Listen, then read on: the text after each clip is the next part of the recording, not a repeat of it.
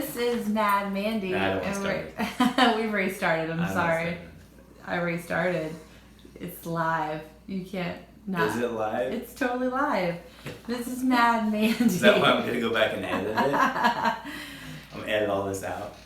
All right, folks. So you're here with Mad Mandy with Behind the Tune, and we're here with Bobberlove to discuss his newest song that's come out, Been Waiting. And I guess how we always do it, let's have a toast.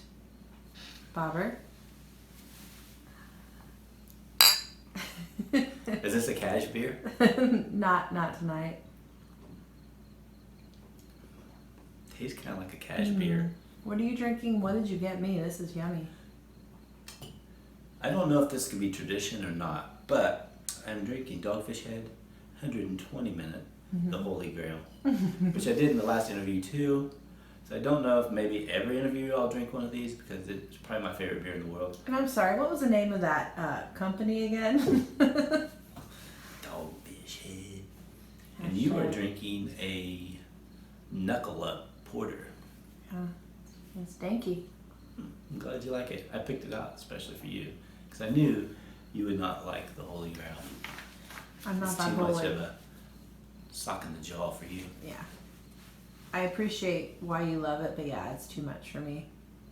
I need something more that I can chew on. All right, sir. So we've done the toast. Let's get into it. How did you come up with the song for Been Waiting? The title? That would be interesting too. But yeah, title, song, how did you come up with it? Why did you feel like it was important? It's a unique story. And I don't think a lot of folks out there may not know who Ben is. So I think you should share that as well. Yeah, so the title is called Been Waiting, but it's like a double meaning. Like been waiting, like something's coming. You've been waiting on it. But it's also spelled B-E-N, as in the name of Ben Goertzel, who's kind of a shout out to. So yeah, it's Been Waiting, but it's spelled B-E-N for Ben Goertzel. And who has Ben Goertzel for folks who don't know who this gentleman is? He's just one of the more cool guys in the world. So that's all you're gonna say? You wrote an entire song about this man, and that's all you're gonna say. I thought that would be just enough said, but I mean, to be one of the coolest guys in the world is pretty cool. But Ben Goertzel is he's an artificial intelligence specialist, robotics. He is building platforms for decentralized AIs to get together. He is a philosopher, a brilliant mind. It seems like a really sweetheart of a guy. I just really like him. He's inspiring. Yeah, he is a pretty cool dude. And so this song was kind of about the coming of the technological singularity, which he is an expert in, and he likes to talk about it, and I like to hear him talk about it. So it's kind of my fun spin on the fast approaching technological singularity. And what is singularity? The singularity is, I guess, defined as the point where, almost like the point of no return, but it's when artificial intelligence becomes, basically when they flip the switch and it becomes smarter than the human race, and they're capable of teaching themselves and replicating so quickly that it's like the genie's out of the bottle, you can't get it back. So it's like the point of no return, and they're calling that the technological singularity. So do you think this song is a little bit about the future? You're kind of giving everyone a warning. Well, I'm not smart enough to give anyone a warning, but it's definitely about the future, and like the lyrics talk about different scenarios that will probably come to happen. It's more about your decisions, what you're gonna have to make when things come up. And when you were writing this, did it, again, I think I asked you this in the last behind the tune, but did the lyrics come first or the music? Like what popped in your brain first when you were creating? Yeah, so the music came first on this one also. I think it did the last one too. Excuse me. Yeah, so the I'm sorry to interrupt you, but I just want to explain really quick. There is a dog at your feet. That's what that noise was. I didn't want folks to think that I was behind the camera breathing heavy. excuse me. I didn't interrupt your thought process, but go ahead. Yeah. The main riff came first. It was a guitar riff. And this is kind of cool to me because one of my favorite bass players is Victor Wooten. And I just learned this week. He started playing bass when he was 2 years old. No way. It doesn't even seem physically possible. Yeah, can you hold a bass? You can't even, that doesn't make any sense. Do you have like something small and just was... Yeah, he had a Pretending. funny quip about that because the interviewer was asking him the same thing. And he like, well, does like a great pianist prodigy, do you ask them, did they have a really tiny piano built for them?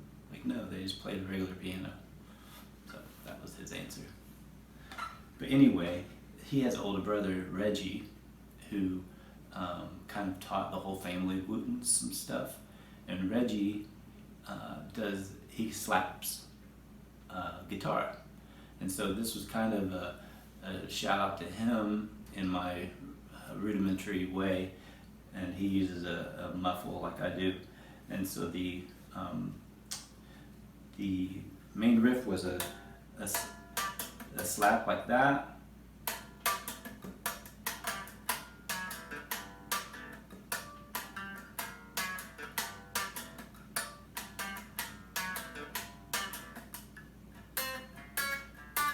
So that was the main riff, and I was playing around with my guitar pedal, and I had some fuzz on it, and I just started slapping it like that, and that riff came out. I was like, oh, there's something right there. So I just kept that riff, and so that's what the whole song was built around, believe it or not, just that one simple riff.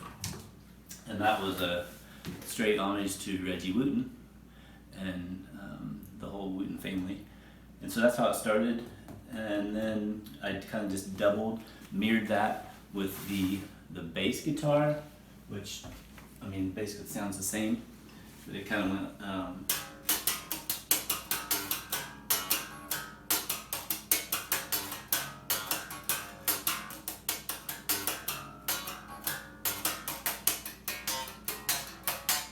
so that was the bass, and it basically just doubled the guitar, but the guitar is really fuzzed out, so they kind of blend together pretty well. So then I found a drum beat that I liked, kind of tapped that in to weave in with the bass.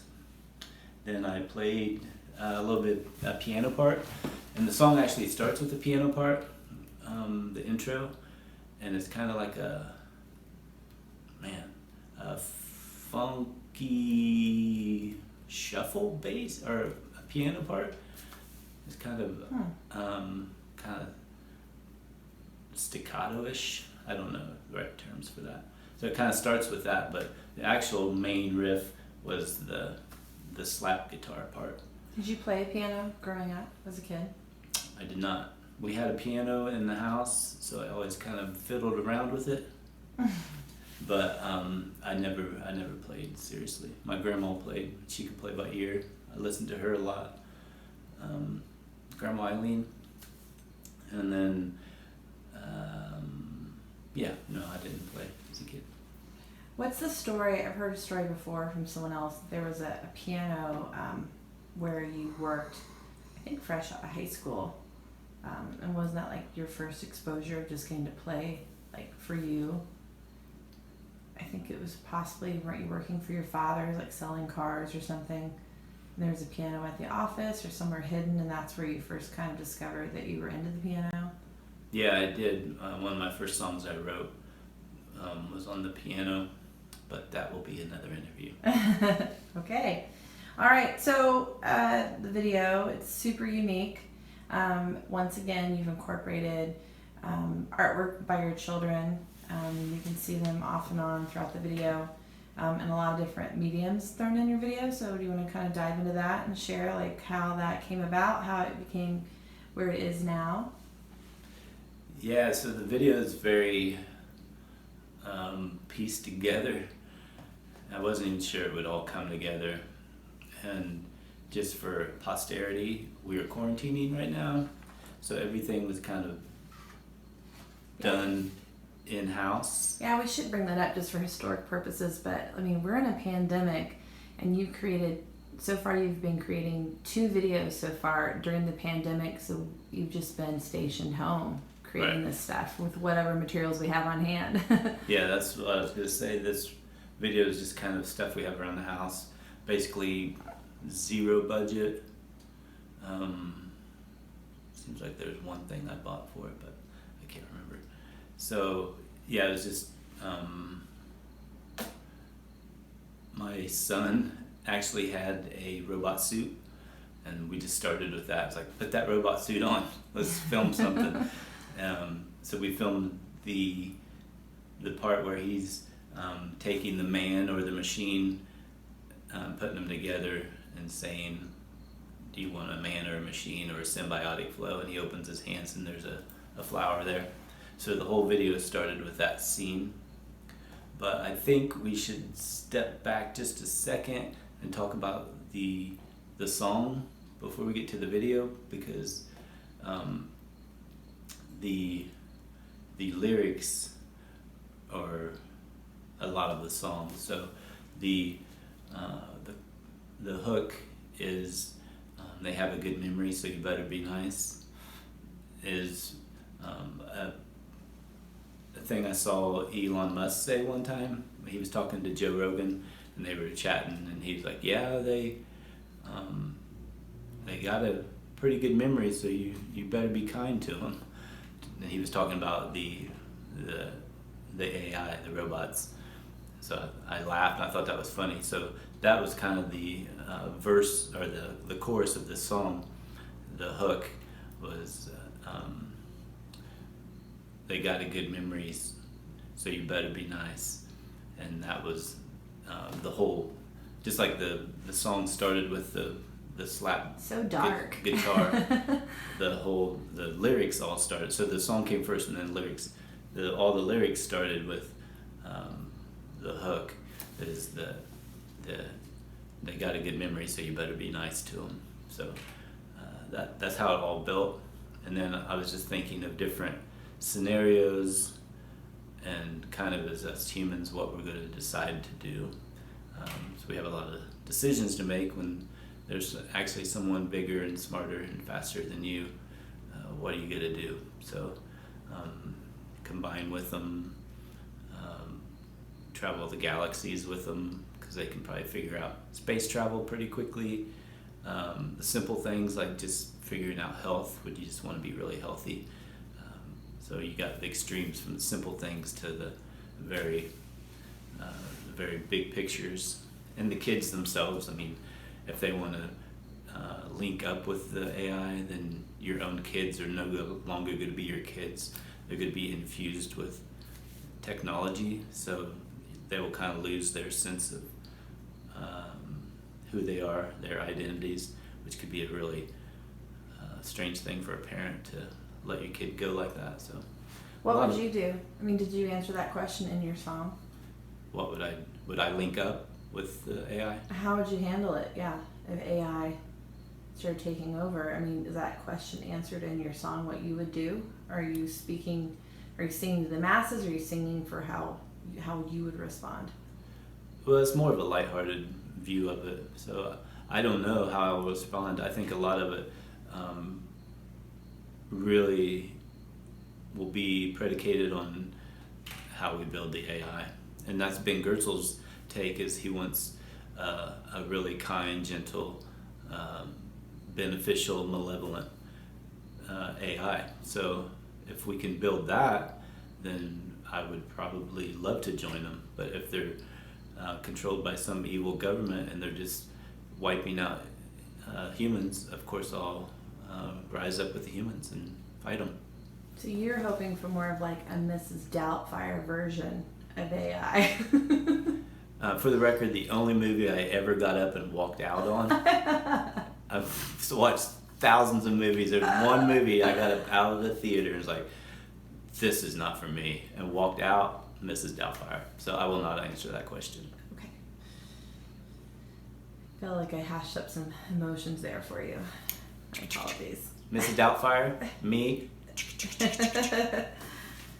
All right, well, can we go back to the video? The video was so great. So can we go back? Or your kids were stoked. Obviously, they were stoked the last time. You're in quarantine. You're home. You're creating. You're using materials. You sounds like you have no budget. So what did you do? Like, I mean, how did you make use of the situation? Yeah, we can totally go back to the video. Like I said, we started with just the one scene, and lots of times you like to storyboard or see the whole video kind of in your brain before you start filming. This was exactly the opposite of that. I just took one like short half of a lyric and filmed it, and then just kind of like, what are we gonna do now? And so I just started gathering things around the house, and I almost took it one lyric at a time. One verse, broke it into 2 sections, and just filmed each section. And we used all kinds of things. Some really cheesy stuff, some really cheesy stuff that ended up looking really cool. But yeah, like you said, no budget. Just things, household things. Used my kids as props a lot. I think there was even some aluminum foil used one time. So. Well, and you asked their feedback too, didn't you? I mean, when you were creating, you were like, what do you think of this? I know your youngest was pretty active with, you were asking him advice and he was throwing an input, and your oldest is more with like set design. So yeah. It's interesting how they can, how they both contributed to your vision. Yeah, I bounced ideas off of them, just ask them random questions, just their honesty and the ideas they can come up with is pretty funny at times, and I don't always use it, but lots of times I'll take their idea and kind of spin it, because they come up with the craziest stuff.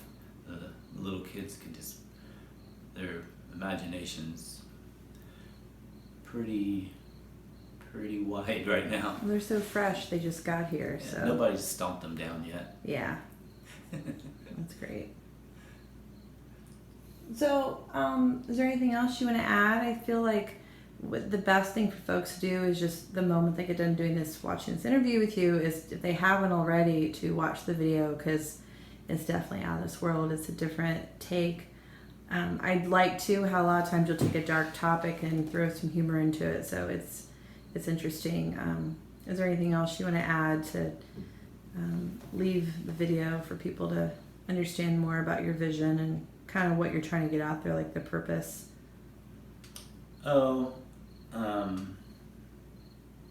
Yeah, that was a lot of questions. I guess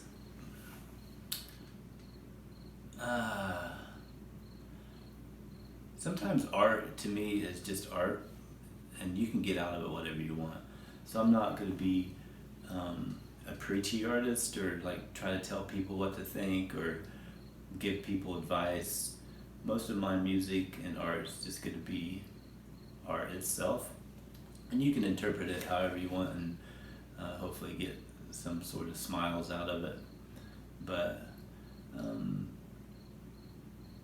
I do think people should watch it, especially just how it was put together, and